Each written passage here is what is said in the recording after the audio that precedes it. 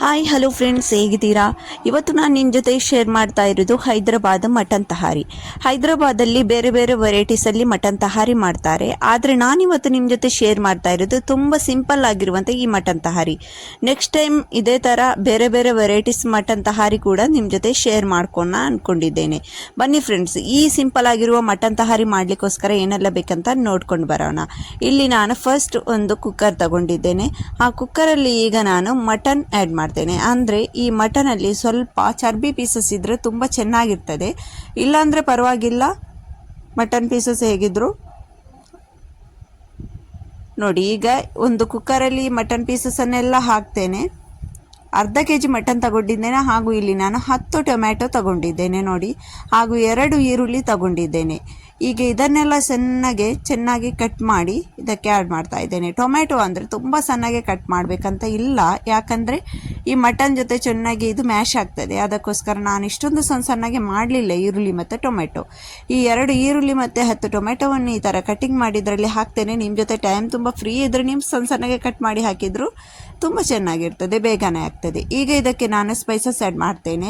ಮೆಣಸಿನ ಹುಡಿ ನನಗೆ ಎಷ್ಟು ಬೇಕೋ ಖಾರದ ಪ್ರಕಾರ ನಾನಂತೂ 3 ಸ್ಪೂನ್ ಹಾಕ್ತಾ ಇದ್ದೇನೆ. ನಿಮಗೆ ಜಾಸ್ತಿ ಖಾರ ಬೇಕಂದರೆ ನೀವು ಜಾಸ್ತಿ ಆ್ಯಡ್ ಮಾಡ್ಕೊಳ್ಳಿ. ಹಾಗೂ ಇಲ್ಲಿ ಹಾಕ್ತಾ ಇದ್ದೇನೆ ಅರಿಶಿನ ಪೌಡರ್ ಅರ್ಧ ಟೀ ಸ್ಪೂನ್.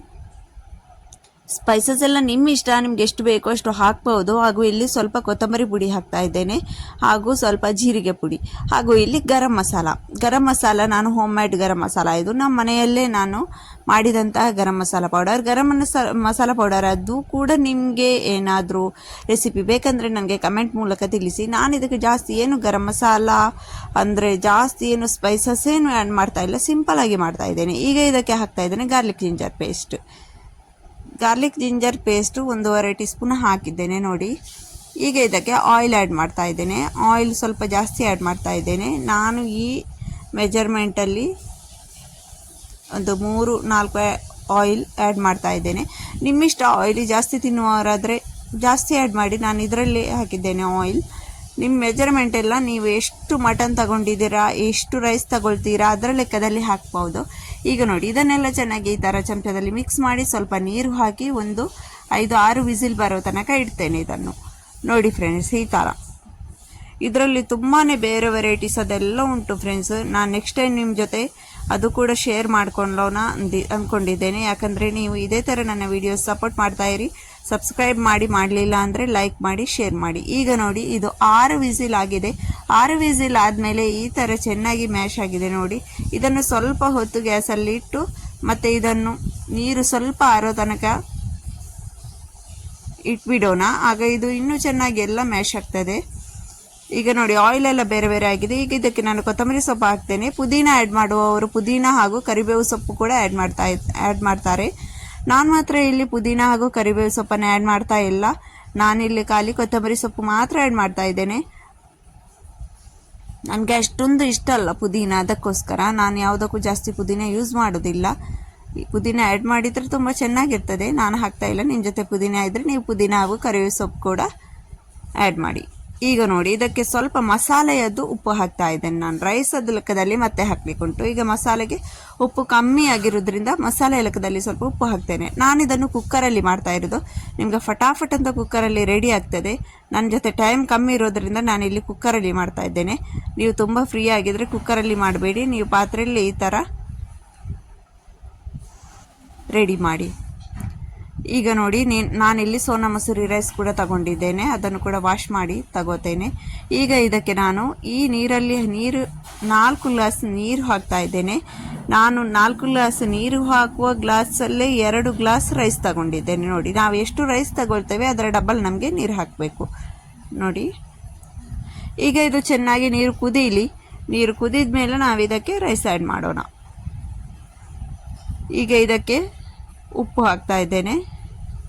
ಉಪ್ಪು ಅಂದರೆ ನಾನು 2 ಗ್ಲಾಸ್ ಅಕ್ಕಿ ತಗೊಳ್ಳೋದ್ರಿಂದ ಇದರಲ್ಲಿ 2 ಸ್ಪೂನ್ ಉಪ್ಪು ಹಾಕ್ತಾ ಇದ್ದೇನೆ.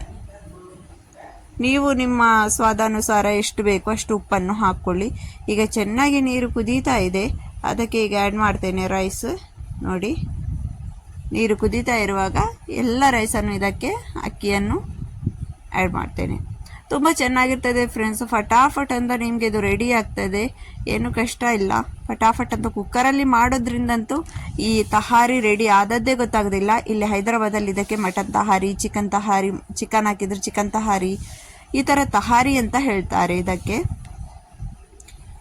ಪುಲಾವ್ ಕೂಡ ಉಂಟು, ಇದಕ್ಕೆ ಪುಲಾವ್ ಅಂತ ಅನ್ನೋದಿಲ್ಲ, ಇದಕ್ಕೆ ತಹಾರಿ ಅಂತಾರೆ. ನಿಮಗೆ ಇದೇ ಥರ ಹೈದರಾಬಾದದ್ದು ಡಿಶಸ್ ಬೇಕು ಅಂದರೆ ನೀವು ನನಗೆ ಕಮೆಂಟ್ಸ್ ಮಾಡಿ, ನಿಮಗೆ ಯಾವ ಡಿಶಸ್ ಮಾಡಬೇಕು ಅಂತ. ಈಗ ನೋಡಿ, ಇದಕ್ಕೆ ಕುಕ್ಕರ್, ಈಗ ಇದರ ಡಕ್ಕನ್ ಬಂದ್ ಮಾಡೋಣ, ಮುಚ್ಚಲ ನೋಡಿ.